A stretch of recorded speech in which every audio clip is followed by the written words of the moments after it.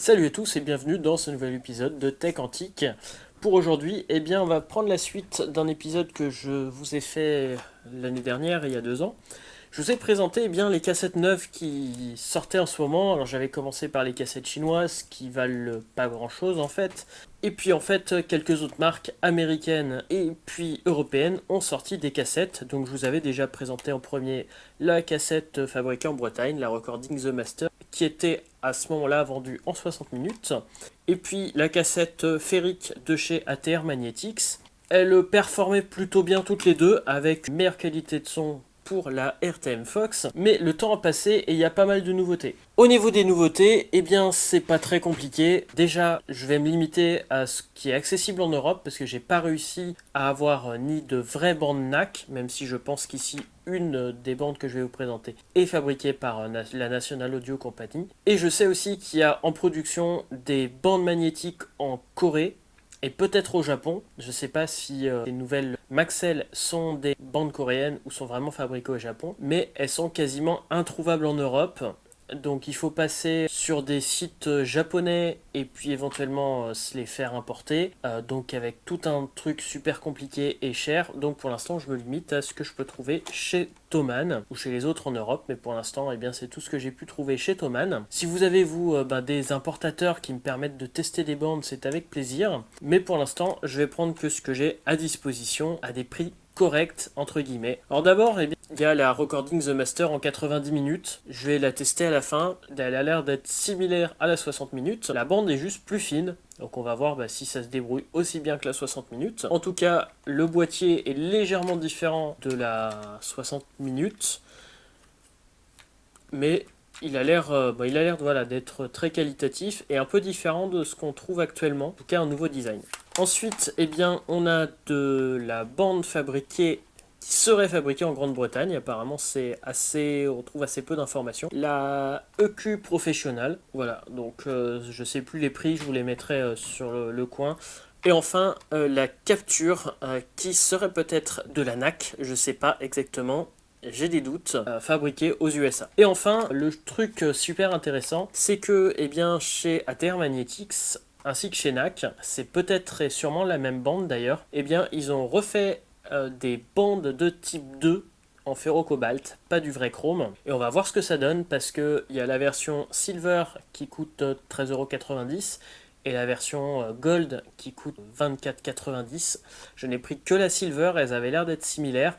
Il y aurait peut-être une légère différence. Voilà, le prix faisant, j'ai pas pu me permettre de m'acheter la Silver et la Gold. On va tester ça tout de suite. Alors pour faire le test, j'ai testé d'abord en utilisant ma Grundig Fine Art que je vous ai déjà présenté ici, une platine 3 têtes. Donc sur cette platine là, vous verrez régulièrement passer un petit truc où j'appuierai sur le bouton et ça passera entre tape et source. Donc quand source est affichée, ça c'est la source que vous entendrez, et quand on passe en tape, c'est directement la sortie cassette, puisque c'est une platine cassette 3 têtes. Donc la source sera prise depuis le nouvel album de Triad, que j'ai trouvé absolument superbe. J'ai réécouté et réécouté les cassettes. De l'autre côté, pour être sûr du résultat, j'ai quand même passé sur ma Pioneer, qui a une 2 têtes mais qui se calibre automatiquement, et avec lequel j'ai eu les meilleurs résultats pour le moment. On va commencer par la capture.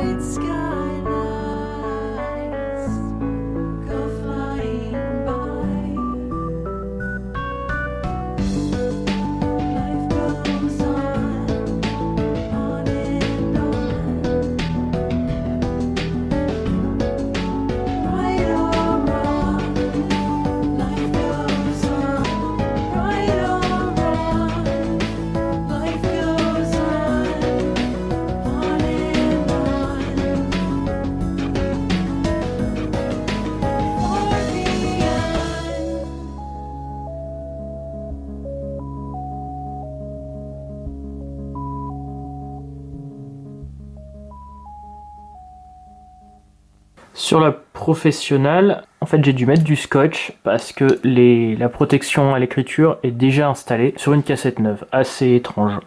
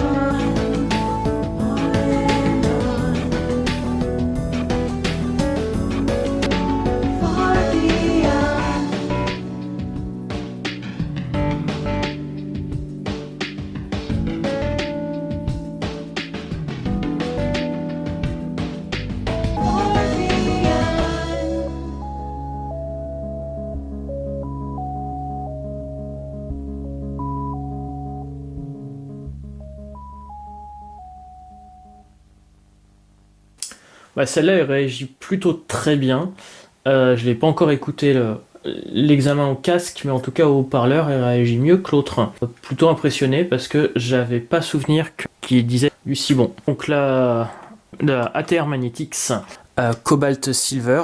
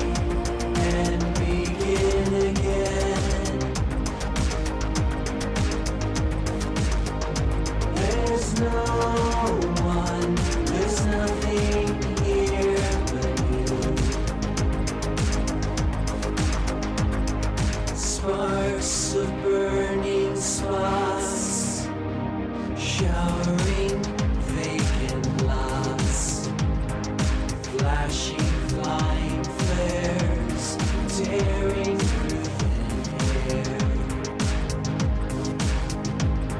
It's safe to make my soul swallowed me whole. My dream will still persist to drink your perfume lips. Die and begin again. There's no one, there's nothing here but you. Die and begin again. There's no one, there's nothing here but you.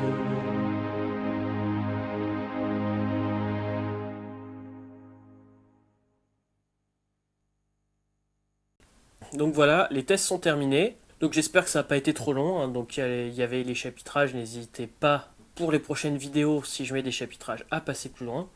Et bien ici, donc, comme je vous ai dit, nous avions la Recording The Master. Je l'ai enregistrée qu'une seule fois. Enfin, elle performe aussi bien que la 60 minutes. Pour l'instant, rien à dire. J'en ai même profité pour l'écouter sur le Walkman. Elle se calibre et performe comme la 60 minutes. Et je pense que c'est la meilleure du lot. C'est pas la moins chère, mais c'est pas loin d'être la moins chère.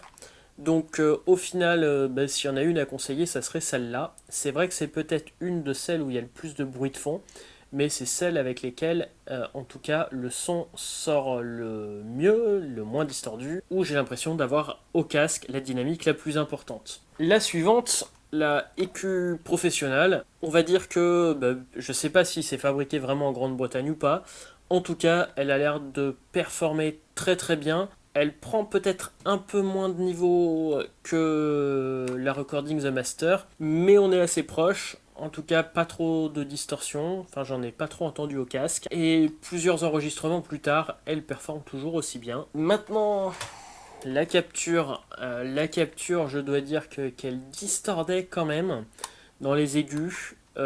Et ça a été confirmé sur les deux enregistreurs. Donc malheureusement celle-là je dirais bof. En tout cas si on a le choix, on va pas dire que c'est mauvais, mais c'est médiocre. Et enfin la grosse déception de cette vidéo, la Type 2. C'était super qu'ils reprennent des Type 2. Alors sur le fait qu'il n'y a pas de bruit de fond, ça c'est vraiment nickel. On peut pas dire qu'elle performe mal sur ce côté-là. Par contre, ça prend beaucoup moins de niveau que les autres. Et surtout, j'ai de la distorsion en pagaille. Je sais pas si vous l'avez bien entendu, ça distord dans les basses. Alors en effet, les types 2, c'est censé prendre un peu moins que dans les basses que les types 1. Mais comparé à une Sony UX ou une TDK SA, enfin voilà, c'est le jour et la nuit, ça coûte 13,90 € quoi. Ça coûte 2 fois plus cher que la RTM Fox. Et en gros, vous avez presque 2 fois moins bien. Non, ça va pas. Et puis j'imagine même pas, en fait, j'ai vu des tests sur internet de la Gold, elle serait légèrement meilleure, mais elle coûte 2 fois plus cher la Gold. Attendez, 25 € pour une cassette, 14 € pour celle-là, et ça performe aussi mal. Non. Pour moi, ça marche pas. Donc voilà. Donc très déçu d'ATR Magnetics. On peut juste espérer que éventuellement Mulan, qui produit RTM Fox, puisse reproduire des types 2 en ferro-cobalt qui seraient meilleurs que ça. Déception quand même, c'est pas terrible. On va dire que celles qui performent le mieux ici, ça serait les ferriques les plus basiques, et celles qui performent le moins bien, celles avec du cobalt dedans. Je sais pas ce qu'il y a, peut-être les normes environnementales, peut-être le reste, mais en tout cas c'est pas bon. Apparemment la ATR Magnetics, qui est aussi vendue sous la marque Tascam, elle aurait été principalement optimisée pour les Tascam Porta Studio. Je vais pas pouvoir vous montrer dans le mien, puisqu'il aurait besoin d'une bonne restauration. Donc une fois que j'aurai restauré le mien, on pourra voir si ça marche ou pas. mais pour l'instant, tant que celui-là est dans cet état-là, eh bien je pourrais pas aller plus loin. Pour la suite, cette vidéo est déjà pas mal longue, on va en profiter pour faire un mini vlog. Déjà, pour la présentation du reste de mon matériel hi-fi, c'est que je vous ai déjà présenté tout ce qui fonctionne bien. Et maintenant, eh bien, tout ce qui restait, qui fonctionnait bien, eh bien, tout est tombé en panne, où il y a des petits trucs à rénover ou des petits trucs comme ça. Et donc, ça va me prendre un peu de temps. Donc, plus de temps que ce que j'en ai de dispo. On va essayer. Et puis, bon, j'ai d'autres vidéos de prévues sur les trucs un peu plus fondamentaux. Donc, je vais continuer à présenter mon matériel. Mais bon, on va y aller progressivement parce qu'au fur et à mesure, il va falloir ceux qui sont dans l'armoire, il va falloir le retirer de l'armoire et réparer ce qui va pas. Et enfin, eh bien, je voulais aussi reparler très rapidement, remercier en tout cas certains abonnés. Pour l'instant, eh bien, je ne l'ai pas mis tout de suite. J'ai prévu le scénario pour les prochaines vidéos, mais celle-là est encore faite de manière non scriptée. Donc, c'est pour ça qu'il faut que je réfléchisse un peu dans ma tête. Donc merci à un abonné qui m'a envoyé un trépied. J'ai aussi deux autres abonnés qui m'ont donné des cassettes à tester. Donc merci à eux. Il y en a un qui a une boutique eBay. Voilà, quelques cassettes. Et donc je vous présenterai les cassettes au fur et à mesure aussi. Et donc ça va permettre d'aller un petit peu plus loin, de faire d'autres vidéos sur les classiques entre guillemets. Notamment chez Maxell et chez TDK. Et puis dans le même temps, eh bien pour le fun, dès que j'aurai 5 minutes, il paraît que j'ai deux cassettes de type 1 qui sont vraiment mauvaises. Vu le boîtier, ça me semble presque meilleur que ce que je vous ai montré. Donc pour le fun, même si le bruit est un peu bizarre, pour le fun, on en fera un petit test, un de ces quatre. Il y a le lien donc de la boutique eBay de cet abonné en description. J'ai créé un compte Instagram lié à cette chaîne, donc pareil, le lien est en description. Et enfin, j'ai une autre chaîne YouTube depuis maintenant un peu plus d'un an, qui s'appelle Les Aventures d'un Aspie Boy, puisque, comme je l'avais dit plusieurs fois dans les vidéos, j'ai ce qu'on appelle des troubles du spectre autistique, et donc ça me pose pas mal de problèmes dans la vie courante, mais il y a aussi des avantages à ça, et puis il m'arrive aussi pas mal d'aventures, donc j'essaye de raconter tout ça. Pour l'instant c'est vraiment comme du vlog à l'arrache, mais on va essayer de monter ça un peu plus proprement dans les prochains temps. Et là en fait ça s'est vu notamment à un moment sur une cassette. Vous m'avez peut-être vu faire ce qu'on appelle du flapping dans le reflet, donc je l'ai vu au montage, et c'est pour ça que je vous en parle. Donc pareil, le lien est en description. Et sur cette chaîne là on risque d'aller un peu plus loin, à faire des collaborations, et notamment avec Avogado, qui est une toute petite chaîne YouTube, quelqu'un qui est aussi dans le spectre, et je pense qu'on ira beaucoup plus loin, en tout cas au niveau des discussions et au niveau des choses à propos de l'autisme. Voilà sur tout ce que je voulais vous dire cette semaine. Sur ce, je vous dis à très bientôt pour un nouvel épisode de Faute Antique. A bientôt.